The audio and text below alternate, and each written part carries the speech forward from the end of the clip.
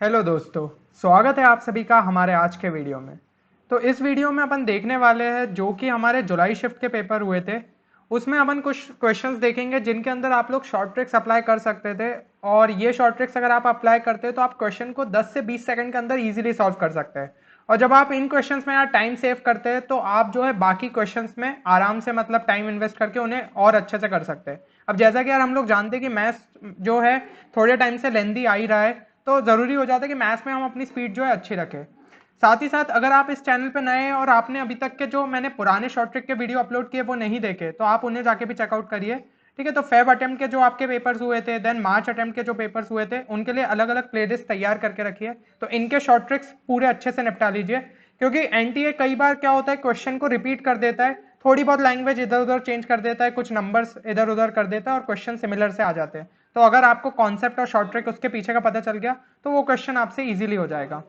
तो चलिए फिर बिना किसी देर के स्टार्ट करते हैं अपन आज का वीडियो। तो सबसे पहला क्वेश्चन यार हमारी स्क्रीन पे ये रहा। अब इस क्वेश्चन में अगर हम देखें तो यहाँ पे पूछा गया number of elements in the set, और जो है अपन को इस इक्वेशन को सॉल्व करना था mod x minus three into mod x minus four equal to six.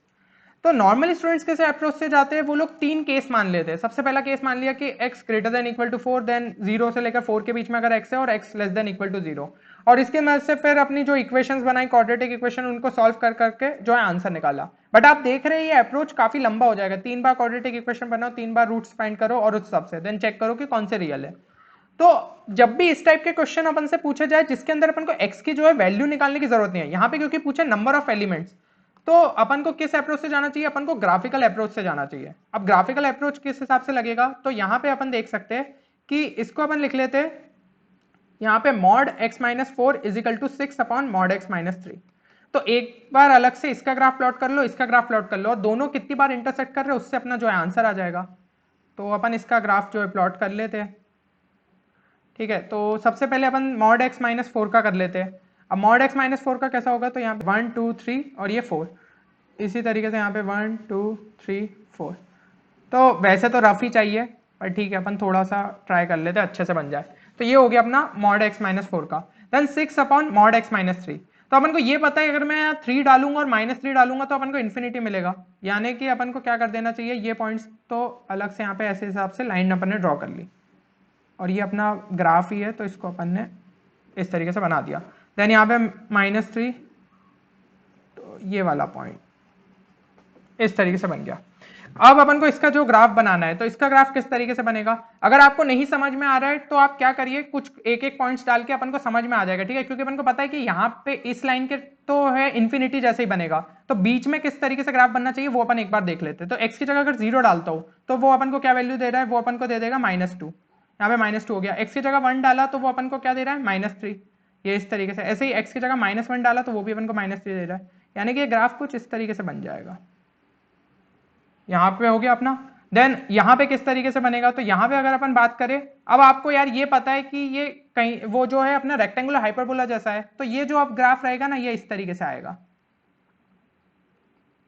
तो यहाँ एक अपन को सॉल्यूशन मिल गया। देन दूसरा इस साइड पे अपन इस तरीके से बना देंगे, तो यहाँ पे ये लाइन जो है कहीं ना कहीं जाते हुए एक बार यहाँ कहीं काटेगी। ठीक है, तो यहाँ पे टोटल अपने को कितने सॉल्यूशन मिले, एक यहाँ और एक यहाँ, उसके अलावा कहीं पे भी अपन को सॉल्यूशन नहीं मिलने वाला, तो अपन फाइनली आंसर दे देंगे टू। तो देखिए ग्राफिकली अगर अपन इस टाइप के क्वेश्चन सॉल्व करते हैं ना तो अपना बहुत ज्यादा टाइम सेव होता है, क्योंकि यहाँ पे अपन को जो है एग्जैक्ट वैल्यू एक्स निकालने की जरूरत नहीं है, तो क्यों निकालना। चलिए अब अपन देखते हैं सेकंड क्वेश्चन। तो सेकंड क्वेश्चन में पूछा है, ये सर्कल पे है क्वेश्चन, कि a circle with center 2,3 passes through the origin, a diameter pq is such that it is perpendicular to the line joining the center of circle and origin. The coordinates of p and q are। तो यहाँ पे अपन एक बार rough सा diagram देख लेते हैं। तो ये हो गया अपना सर्कल जिसका सेंटर है 2,3 and it passes through the origin, तो यहाँ पे हो गया 0,0। a diameter pq is such that it is perpendicular to the line joining the center of circle and origin। ठीक है, तो लाइन पी क्यू जो है वो इस हिसाब से ड्रॉ करिए कि it is perpendicular to the line, और डायमीटर है वो तो सेंटर से ही पास होगी, ये इस हिसाब से है ना, परपेंडिकुलर। एक चीज सोचिए कि ये जो है ये अपनी क्या हो गई, रेडियस, और ये क्या है अपनी डायामीटर। तो डायामीटर क्या होती है, टू टाइम्स रेडियस। तो अपन कोई भी इक्वेशन या कुछ अपन किसी और कॉन्सेप्ट लगाने की जगह अपन डायरेक्ट ऐसा नहीं कर सकते कि चेक कर लेते इन जो पॉइंट्स के डिस्टेंस है वो क्या टू टाइम्स है रेडियस के। जो भी ऑप्शन अपन को दे देगा वो अपना आंसर हो जाएगा। इनकेस अगर 2 ऑप्शन आते तो वहां पे अपन कुछ और जुगाड़ लगा के किसी तरीके से उसे कैंसिल कर लेते। तो चलिए सबसे पहले चेक करते हैं फर्स्ट ऑप्शन। यहाँ पे अगर अपन डिस्टेंस की बात करें तो ये पहले तो रेडियस निकाल लेते हैं। रेडियस कितना हो जाएगा अपना, रेडियस हो गया रूट ओवर ऑफ 13। अब फर्स्ट ऑप्शन अपन देखते हैं तो ये क्या हो जाएगा 5 रूट ओवर 6 का स्क्वायर प्लस 4 का स्क्वायर, ये कितना हो गया 36 प्लस 16, ये हो गया रूट 52, यानी कि 2 रूट 13। तो भाई ये तो भाई अपना सही हो रहा है ना, ये 2 टाइम्स आ रहा है जो कि अपना रेडियस निकल रहा है। सेकंड ऑप्शन चेक करिए, तो सेकंड ऑप्शन अपना आ जाएगा, ये हो जाएगा root over 3 square plus 4 square, ये तो दे रहा है अपने को क्या 5, यानी कि ये आंसर नहीं हो सकता। ऑप्शन थर्ड अगर अपन देखें, ऑप्शन थर्ड दे रहा है अपन को root over 2 square plus 5 square, तो ये भी अपन को दिख रहा है ऑप्शन नहीं हो सकता। ऑप्शन 4 देखते हैं, ये दे रहा है अपन को 4 स्क्वायर प्लस 2 स्क्वायर, ये भी नहीं हो सकता। तो यहाँ पे सीधा सीधा जो है अपना ऑप्शन फर्स्ट आंसर है। तो यहाँ पे यार मतलब जिसको अगर नहीं भी पता था ज्यादा कुछ कि सर्कल की किस तरीके से अब भाई डायमेट्रिक फॉर्म लिखे या क्या कुछ और कॉन्सेप्ट लगाए, तो आप डायरेक्ट बस ये वाले कॉन्सेप्ट से कर सकते थे। ये तो यार आपने बहुत प्राइमरी क्लासेस में भी पढ़ा है कि डायमीटर क्या होती है 2 टाइम्स रेडियस, और बस अपन ने ऑप्शन एलिमिनेट करके जो है आंसर निकाल लिया। अब अपन देखते हैं नेक्स्ट क्वेश्चन। तो अब ये क्वेश्चन जो है ये लिमिट का है। अब अगर इसमें हम बात करें कि यहाँ पे x अपॉन क्या हो जाएगा root over 1 minus sine x, और रूट 8 में है, और ये हो जाएगा 1 प्लस साइन एक्स, यहाँ भी 8। तो ये 1 मतलब इसको अपन ऐसा भी लिख सकते हैं, ये हो जाएगा 1 minus sine x raise to power 1/8 minus 1 plus sine x raise to power 1/8, है ना। इस तरीके से अपन ने इसको रिप्रेजेंट कर दिया। अब यहाँ पे यार आप समझिए 3 बार रैशनलाइज करना पड़ेगा तब जाके अपना आंसर आएगा, क्योंकि ज्यादातर इस क्वेश्चन में अपन देखते हैं कि रैशनलाइज ही करके अपना आंसर निकलता है। अब यहाँ पे लास्पिटल रूल भी अपना नहीं लग सकता, ठीक है ना, क्योंकि उसमें भी बहुत ज्यादा टाइम लग जाएगा, इसको डिफरेंशिएट करेंगे तो अच्छा खासा टाइम ले लेगा वो।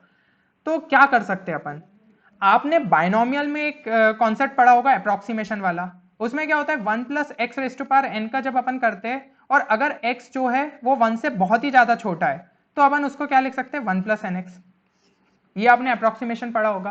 क्या यही कॉन्सेप्ट अपन यहां नहीं लगा सकते, यहां पे भी बोला है लिमिट जो है x टेंडिंग टू 0 है, तो जब यहाँ पे x टेंडिंग टू 0 होगा यानी ये वैल्यू बहुत 0 के बहुत ही पास रहेगी, तो कुछ 0.00000 समथिंग, यानी कि वो 1 से क्या हो गई बहुत छोटी हो गई। तो अपन यही चीज करते हैं ना, इसको लिख लेते हैं 1 माइनस 1/8 साइन एक्स, यहां भी यही चीज कर देते 1 प्लस 1/8 साइन एक्स। तो ये क्या हो जाएगा अपना x upon minus 2 into 1/8 sine x, यानी कि ये सिंपली हो गया -4x अपॉन साइन एक्स। अब लिमिट एक्सटेंडिंग टू 0 है तो x अपॉन साइन एक्स क्या हो जाएगा इक्वल टू 1, यानी फाइनल आंसर आ गया -4। ना कुछ रैशनलाइज करना पड़ा ना कुछ करना पड़ा, बस अपन को ये बाइनोमियल का एक छोटा सा कॉन्सेप्ट था अप्रोक्सीमेशन वाला, वो अपन ने यहाँ लगा दिया, तो फाइनल आंसर हो जाएगा -4। ये तो फिजिक्स में भी आप ये लोग कभी कभी अप्रोक्सीमेशन यूज करते होंगे। तो देखिए यार सिंपल से कॉन्सेप्ट रहते हैं, बस अपन को जो है सब चीजें पता रहनी चाहिए। अब अपन देखते हैं नेक्स्ट क्वेश्चन। इसके अंदर पूछा है if alpha and beta are the roots of the equation, यहाँ पे आपको इक्वेशन देके रखी है, then the value of alpha raise to power 8 plus beta raise to power 8। तो जनरली यार इस टाइप के जब अपन क्वेश्चंस करते हैं ना, अपन के दिमाग में आता है alpha raise to power 8 plus beta raise to power 8, तो इसको किसी तरीके से ऐसा कुछ करो कि भाई अल्फा प्लस बीटा समथिंग कुछ हो, जो भी जैसे टर्म्स आ रहे, और साथ ही साथ अल्फा बीटा के टर्म इन्वॉल्व है, क्योंकि अपन को सम ऑफ रूट्स और प्रोडक्ट ऑफ रूट्स अपन यहाँ से निकाल सकते हैं और आंसर निकाल सकते हैं, पर हमेशा यही अप्रोच जो है काम का नहीं रहता है। तो इस क्वेश्चन में अपन को क्या करना चाहिए था, अगर आप ध्यान से देखें तो आप इसमें क्या कर सकते थे, इसको इस हिसाब से लिखिए x square plus 5 raise to power 1/2 is equal to 20 raise to power 1/4 x, हिसाब से लिख लिया। अब यहाँ पे दोनों साइड स्क्वायर कर दीजिए, ये हो जाएगा x की पावर 4 प्लस ये रूट 5 है तो हो गया 5 plus 2x square into 5 raise to power 1/2, है ना, ये अपन ने लिख लिया। और यहाँ पे जब स्क्वायर करेंगे तो ये क्या हो जाएगा, ये हो जाएगा अपना 20 रेज टू पावर 1/2 इंटू ये x स्क्वायर, है ना, ये चीज हो गई। तो इसको अपन क्या लिख सकते हैं, यहाँ पे अगर मैं लिखूँ तो ये हो जाएगा 2 इंटू 5 रेज टू पावर 1/2 ही हो जाएगा एक्स स्क्वायर। तो ये और ये टर्म तो दोनों सेम है, यानी कि ये और ये कैंसिल हो गए, तो x की पावर 4 अपना क्या आ गया इज इक्वल टू -5 आ गया। x की पावर 4 -5 आया, अगर मैं दोनों साइड स्क्वायर कर दूं तो x की पावर 8 क्या हो जाएगा 25। x की पावर 8 अगर अपना 25 आ रहा है तो अल्फा और बीटा क्या होते हैं, वो उसके रूट्स है, तो अल्फा और बीटा उसको सेटिस्फाई भी करेंगे, यानी अल्फा की पावर 8 भी 25 आ गया, बीटा की पावर 8 भी अपना 25 आ गया, तो alpha raise to power 8 plus beta raise to power 8 क्या हो जाएगा इक्वल टू 50, हो गया, फाइनल आंसर आ गया।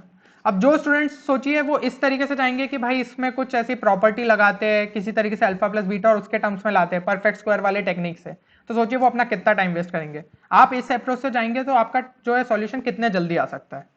तो यही चीज यार आपको समझनी होगी कि हर बार जो कन्वेंशनल मेथड होता है उससे नहीं जाना है, अपन को हमेशा रेडी रहना चाहिए कि किस तरीके से कोई भी नया कॉन्सेप्ट जो है यूज कर पाए क्वेश्चंस में। तो जितने ज्यादा यार आप लोग क्वेश्चंस प्रैक्टिस करेंगे उतना ज्यादा ये चीजें आपको चमकेगी। तो होपफुली यार ये वीडियो आप सभी के लिए बेनिफिशियल रहेगा। मैं ट्राई करूंगा कि और भी वीडियोस आप लोगों के लिए अपलोड करूं।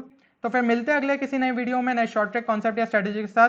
तब तक आप लोग अपना ख्याल रखिए और प्रिपरेशन अपनी जोरों शोरों से करते रहिए। Thank you everyone.